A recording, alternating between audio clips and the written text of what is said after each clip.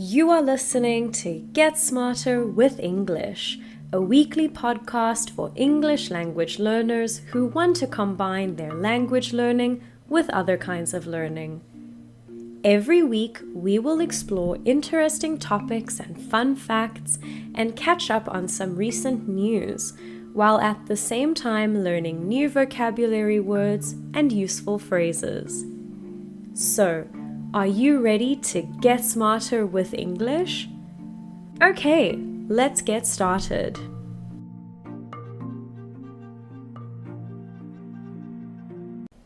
Hello everyone, and welcome to episode 2 of Get Smarter with English. I am your host, Melissa, and from the title, you have probably guessed that today's episode is all about the new year, New Year's resolutions, and setting goals. It's that time of year where people are talking about what they are looking forward to in 2022 and what they would like to achieve.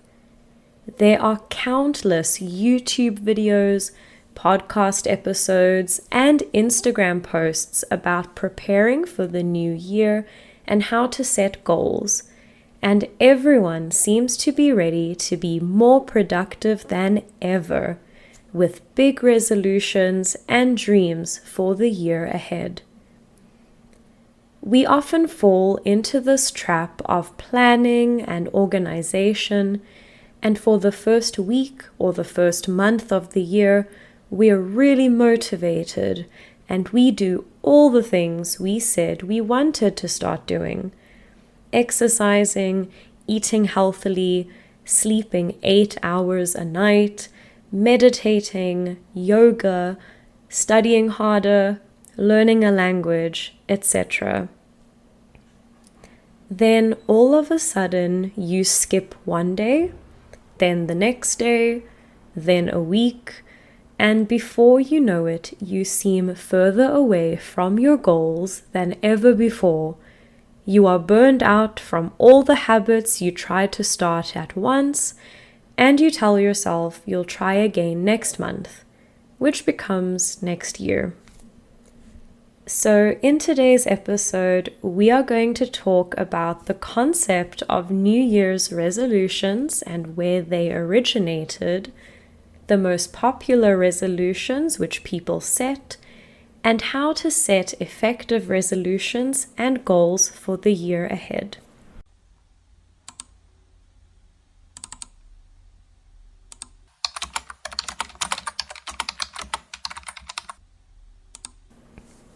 Firstly, where did the tradition of making New Year's resolutions come from? Apparently, we can thank the Babylonians for this invention. Around 4,000 years ago, in the middle of March, the ancient Babylonians would celebrate for 11 to 12 days. Sources differ on the exact number. The reason for this celebration was to honor their current king or crown a new one, and this took place during the time when crops were planted. This festival was called Akitu, and a major part of this celebration involved people making promises to the gods that they would repay their debts and return items which they had borrowed in the coming year. These were the first New Year's resolutions. The Babylonians believed that if they kept their promises, thus fulfilling their resolutions, they would be blessed by the gods the following year and have good luck. If, on the other hand, they didn't keep their promises, they would receive bad luck. The Romans expanded on this idea, and in 46 BC, Julius Caesar made January 1st the beginning of the new year. The month of January was named after the Roman god Janus, who could impact the future, and the Romans made sacrifices and offerings to this god on January 1st to ensure a good year ahead. Nowadays, most people set New Year's resolutions for themselves and not for any kind of deity or god. The most popular resolutions are to lose weight, to exercise more, to eat healthily, to stop smoking or drinking alcohol, to save money or pay debts, to reduce stress or focus more on self-care and self-improvement. However, despite their popularity, it is estimated that only around 12% of people who set New Year's resolutions actually follow through with and achieve them. So you shouldn't feel bad if you are not able to achieve your resolutions. But what if you really want to achieve these resolutions? Well, there are some things you can do to increase your chances of achieving your resolutions. Let's look at the concept of SMART goals. If you want, you can grab a pen and paper and let's plan our resolutions together. Each letter of SMART, S-M-A-R-T, stands for something different. The S stands for specific. You need to be very specific about what you want to achieve. It is recommended to try to answer these questions. What do I want to achieve? Why do I want to achieve it? Who is involved? Where is it located? When do I want to achieve this goal? And which resources or limits are involved? So instead of saying, I want to lose weight, you could say, by the end of the year, I want to lose 10 kilograms by exercising at home with my sister. Instead of saying, I want to eat healthily, you can try saying, for the next 3 months, I want to eat 5 portions of fruits and vegetables each day. Or, I want to stop eating sugar except for 1 day a week. Something like that. In my case, I'd like to get into a habit of exercising regularly. Rather than saying, I want to exercise more, I'll say, I want to exercise at home 5 days a week. So if you are doing this exercise with me, you can write your specific goal down now. Next, the letter M stands for measurable. You must be able to measure your progress in some way. If you simply say, I want to eat healthily, how do you measure that? However, if you say you want to eat 5 portions of fruit and vegetables a day, you can physically count each portion and you can measure it that way. If I want to lose 10 kilograms, for example, I can measure that using the scale and making a note of my weight every week or 2. You need some way to measure that progress is being made. Think about it and write it down. Next, the letter A stands for achievable. How are you going to accomplish this goal? Do you have the tools or skills required to do so? Is this goal likely to happen? Based on your action plan and what you want to achieve, can you realistically achieve this? If the answer is no, it's time to go back to the drawing board and start over. To go back to the drawing board means to change your plans or make a new plan because your current one isn't working. If I want to lose 15 kilograms in 1 year, but I plan to exercise only once a week, and I don't plan to change my diet or my lifestyle at all, I will probably not realistically be able to achieve this in a healthy way.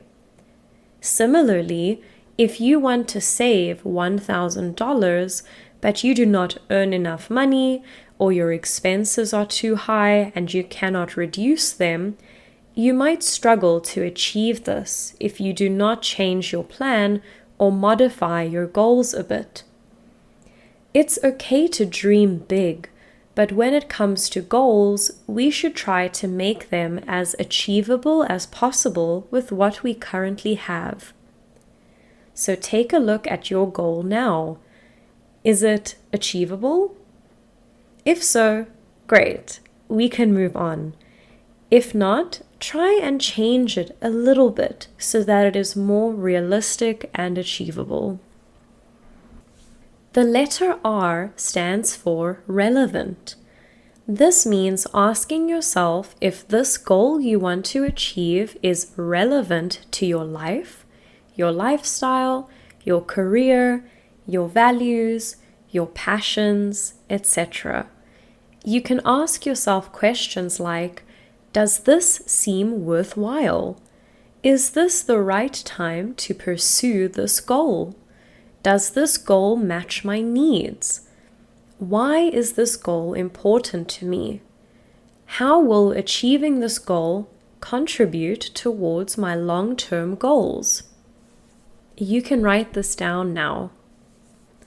Finally, the letter T stands for time-bound or timely. How long is it going to take you? When is your deadline? How much time do you have to complete this goal? I think for most of us, when it comes to resolutions, we generally give ourselves a year to achieve them. So let's say 1 year. Of course, you might have more short-term goals, so you can just modify this based on your needs. So to finish this exercise, make a note of the time that you are giving yourself to finish this goal, and you can add information like the date you will start working on your goal, maybe including something like specific dates when you will review your progress, etc. You can customize this according to your needs. And there you have it. Through the SMART planning process, you now have a more realistic, specific, achievable goal that can be measured and that you have created an action plan for. It is difficult to achieve big goals, but hopefully we can all be part of that 12% of resolution achievers this year. At the end of every episode, we talk about some interesting news that has happened. This week, on the 31st of December, Disney will appoint a woman as its chair for the very first time. For the first time in its 98-year history, Disney will be led by a woman, namely Susan Arnold. There has been a lot of talk about women leading companies and being CEOs, and a company like Disney has a lot of power and influence. So for them to elect a woman as their chair is a big move towards a more equal world. Okay, and that is it for today's episode.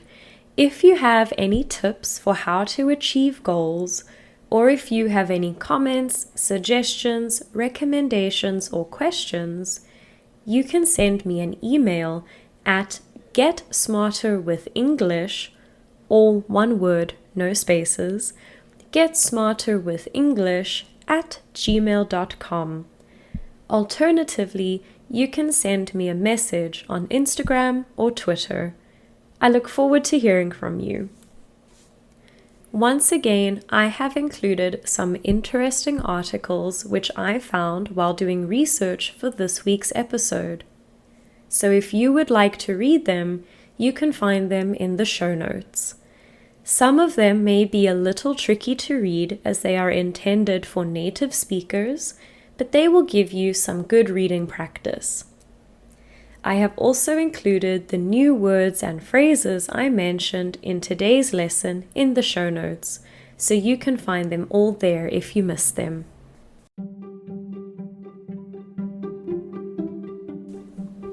Thank you so much for listening to the second episode of Get Smarter with English.